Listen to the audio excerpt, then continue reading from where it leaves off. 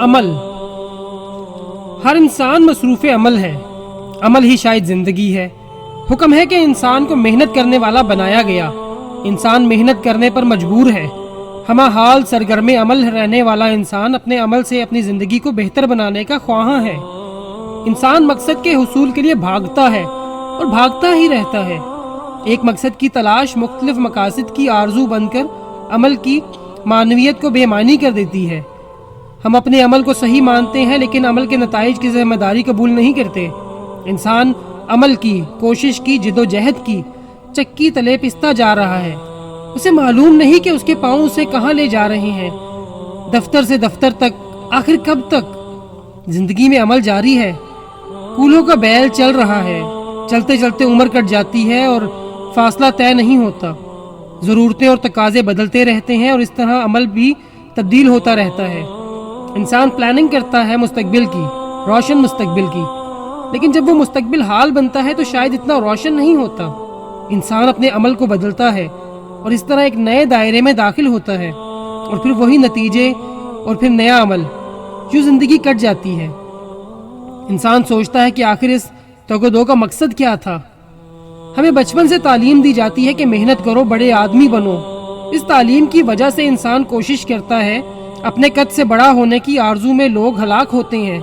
کوشش اور مجاہدہ بہت کچھ دے سکتا ہے لیکن ایک گدھے کو کوئی مجاہدہ گھوڑا نہیں بنا سکتا. ہر زندگی اپنی حدود میں مقید ہے. ہر انسان اپنے دائرہ عمل میں رہن رکھ دیا گیا ہے. انسان پابند ہے، محدود ہے. آرزو پابند نہیں. اس لیے محدود انسان کا لامحدود خواہشات کے لیے عمل کہیں نہ کہیں راستے میں دم توڑ دیتا ہے اور انسان مسلسل عمل کرنے کے باوجود خاطر خواہ نتیجہ حاصل نہیں کر سکتا. انسان شہرت کے لیے عمل کرتا ہے. ناموری کی آرزو نے بڑے بڑے قافلے لوٹے ہیں. ہم جب تاریخ کا مطالعہ کرتے ہیں تو ہمیں معلوم ہوتا ہے کہ لوگ بڑے نامور تھے، لیکن ہم غور نہیں کرتے کہ ایک نامور کے دور میں اس کے گرد و پیش لاکھوں غیر مشہور انسان بھی اسی قسم کے عمل میں مصروف تھے. بابر کی فتح ابراہیم لودھی کی شکست بھی ہے. ہم فتوحات کرنے والوں کو دیکھتے ہیں اور شکست کھانے والوں کو نظر انداز کرتے ہیں. ہم نامور لوگوں جیسا عمل کرتے ہیں لیکن یہ بھول جاتے ہیں کہ یکساں عمل دو انسانوں کے لیے یکساں نتائج نہیں مرتب کرتا. پیغمبروں جیسا عمل ہمیں پیغمبر نہیں بنا سکتا. میری کربلا، ہماری کربلا، امام حسین رضی اللہ تعالیٰ عنہ جیسی کربلا نہیں ہو سکتی. میں آج کے دور کا انسان خواہشات نفس اور تقلید کے حصار میں ہوں. مجھے میرا عمل وہ نہیں دے سکتا جو ہمارے پیش رووں کو دے گیا. میں سقراط جیسا علم رکھنے کا عمل کروں تو بھی سقراط نہیں بن سکتا. میرا عمل ان کے عمل کے برابر ہو تو بھی میرا مقام ان کے مقامات سے مختلف رہے گا. یہی عمل کی خامی ہے اور یہی عمل کی خوبی بھی. غور کرنے والی بات ہے کہ ہم ایک نئے دور میں پیدا ہوئے اور ہمارا عمل تقلید کے علاوہ نہ ہو تو ہم پرانے دور کے نتائج کیسے حاصل کر سکتے ہیں؟ اور پرانے دور کے نتائج کے حصول کی آرزو ہی کوتاہی فکر ہے. اگر فکر ہی صحیح نہ ہو تو عمل کیسے صحت مند ہو سکتا ہے؟ جہاں اللہ کریم کے حکم ہے کہ انسان اپنی صحیح سے ہی کچھ حاصل کرتا ہے، وہاں اس کے احکام کے اور رخ بھی ہیں. عمل کا جذبہ بھی اس کی عطا ہے اور پھر عمل کی راہ میں کتنے حادثات آتے ہیں، کتنے ہی واقعات ہیں. ہمارا عمل درست بھی ہو تو ممکن ہے کسی اور کج روح کا عمل ہمارے عمل کے نتیجے کو ختم کر دے. ہم تنہا زندگی بسر کر رہے ہیں. ہمارے ساتھ ایک زمانہ چل رہا ہے. ہر آدمی عمل کر رہا ہے. ہمارے عمل کی راہ میں دوسروں کے اعمال نہیں حائل ہوتے ہیں اور پھر نتیجہ وہی رہتا ہے کہ ہم نتیجے سے محروم ہو جاتے ہیں. طاقتور بادشاہوں کو کمزور عوام ایک جنبش میں اڑا کر رکھ دیتے ہیں. آج میرا عمل میرے پیش رووں نے بھی مسرود کر رکھا ہے. قرآن و حدیث کے مقدس حوالوں تک ہی بات رہتی تو مبارک تھی، لیکن اب بات آگے نکل گئی ہے. امام غزالی سے لے کر حالی تک اور فقہا سے لے کر ہمارے اپنے رفقا تک ہر انسان صاحب ارشاد ہے اور ان کے ارشادات نے ہمارے عمل کی آزادی پر پہرے بٹھائے ہوئے ہیں. مجھے میرے عمل نے صرف تقلید سکھائی ہے. میری آزادی صرف میری خاموشی ہے. امام غزالی کو غزالی بننے کے لیے کسی اور غزالی کی تقلید ضروری نہ تھی. سقراط تھا، ہر چند کے اس سے پہلے اور کوئی اس جیسا نہ تھا. تقلید کا عمل بے ثمر رہتا ہے. فطرت کو منظور نہیں کہ سب لوگ سقراط ہی بنتے جائیں. عمل اور شے ہے اور نصیب اور. ایک راہ پر چلنے والے، ایک جیسا عمل کرنے والے الگ الگ نصیب لے کر آتے ہیں. بے عملی مقصود نہیں، صرف یہ وضاحت مراد ہے کہ اپنی حدود کو پہچانے بغیر عمل میں داخل ہونا ہلاکت کا باعث بھی ہو سکتا ہے. انسان ہزار محنت کرے بغیر وجدان کے شاعر نہیں ہو سکتا، اور جس کو وجدان عطا ہوا وہ محنت کے بغیر بھی شاعر ہے، اور یہ وجدان محنت سے حاصل ہوتا ہے۔ ہم نے تاریخ میں بادشاہوں کو کرب و اندیشے میں مبتلا دیکھا۔ سکندر اعظم عظیم تھا مگر بے وطن مرکد کا مسافر تھا۔ صاحب منزل بھی عمل کرتا ہے اور بھٹکا ہوا راہی بھی محنت کرتا ہے۔ ہمارا عمل گناہ اور ثواب مرتب کرتا ہے۔ ہمارا عمل ہمیں آسانیاں بھی عطا کرتا ہے اور دشواریاں بھی۔ گلاب گلاب ہے، عمل کرے یا نہ کرے، کانٹا کانٹا رہے گا چاہے کتنی ہی محنت کرے۔ عظیم انسان فطرت کا عمل ہے، ان کا اپنا عمل انہیں عظیم نہیں بناتا۔ پیغمبر بننے کا کوئی عمل نہیں، یہ منصب عطا ہے۔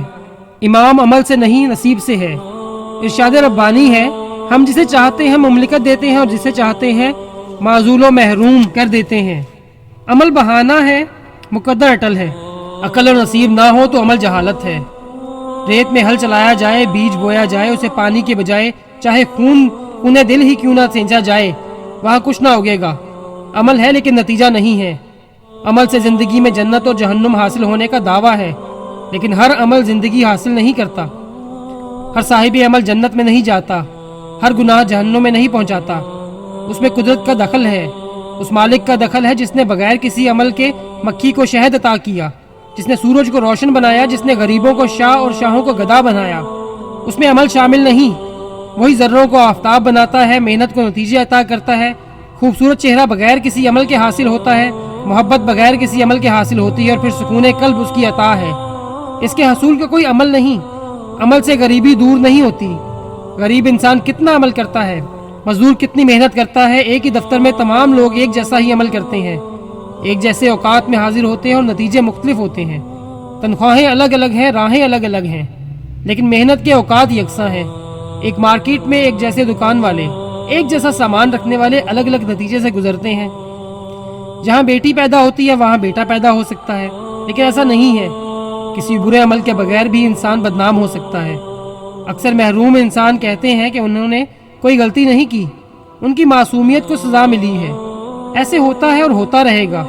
پیغمبروں پر الزام لگے ہیں، ان کو قید خانوں سے گزرنا پڑا ہے بغیر کسی برے عمل کے۔ اسی طرح ہم دیکھتے ہیں کہ بڑے بڑے مرتبوں پر فائز رہنے والے اتنے اہم نہیں ہوتے، ان کا عمل اتنا معتبر نہیں ہوتا، لیکن ان کا مرتبہ معتبر رہتا ہے۔ ایسا کیوں ہے؟ بس ہے، بے سبب ہے، بے جواز ہے۔ عمل بہت کچھ ہے، لیکن یاد رہے کہ عمل سب کچھ نہیں۔ سالہ سال اور کرنہا کرن کی عبادت ابلیس کو ندامت کے علاوہ کیا دے سکی؟ ظلمات سے نور میں داخل ہونے کا کوئی عمل نہیں، یہ خود خالق کا عمل ہے۔ ہمارا عمل ہمیں معزز نہیں کرتا، اس کا فضل عزت بخشتا ہے۔ معاف کرنے والے کے لیے گناہ کوئی اہمیت نہیں رکھتے۔ نیکی کا غرور محرومیوں کا پیش خیمہ بھی ہو سکتا ہے۔ زندگی کی اساس عمل نہیں، فضل ہے۔ ہم لوگ فوری نتیجوں پر غور کرتے ہیں اور اس طرح انتہائی نتائج سے بے خبر رہتے ہیں۔ جھوٹے معاشرے میں عزت دراصل بدنامی ہے۔ ہم نہیں سمجھتے کہ اصل عمل اس کے فضل کے حصول کا نام ہے، اور اس کا فضل کسی فارمولے سے حاصل نہیں ہوتا۔ نیت کی اصلاح ہو تو عمل میں خلوص پیدا ہو سکتا ہے، اور عمل کا خلوص نیتوں سے بے نیاز ہے۔ نیکی کے سفر میں جہاں بھی آخری سانس آئے وہی منزل ہے۔ ہمارا نظام حیات، نظام تعلیم اور نظام فکر ہمیں صرف عمل میں مصروف رکھتا ہے۔ عاقبت کی کوئی گارنٹی نہیں۔ نتیجے عارضی ہیں، مرتبے، آسائشیں، شہرتیں اور اختیارات گمراہی کے مقامات بھی ہو سکتے ہیں۔ اس عمل کو تلاش کیا جائے جو ہمیں بھی پسند ہو اور ہمارے مالک کو بھی، ورنہ نتیجہ ہلاکت اور گمراہی ہے۔ احسن عمل اصلاح باطن کے ساتھ حسن حیات کا حصول ہے۔ زندگی میں راہیں بدلنے کا وقت نہیں، پہلے ہی سے صحیح رستے کا انتخاب کیا جائے اور اس پر صحت عمل سے گامزن ہو کر اس کے فضل کا آسرا تلاش کیا جائے۔ یہی منشا ہے، اس کا حکم ہے کہ اے انسان، تو محنت کے لیے پیدا کیا گیا، اب اپنے رب کے رستے کی طرف محنت کر۔ کہیں ایسا نہ ہو کہ ناعاقبت اندیشی میں ہمارا عمل اس بڑھیا کی طرح ہو جس نے راتوں کو جاگ جاگ کر سود کاتا اور انجام کار اسے خود ہی الجھا دیا۔ دریا عبور کرنے کے لیے کشتی ضرور سبب ہے، لیکن گرداب سے نکلنے کے لیے دعا کا سفینہ چاہیے۔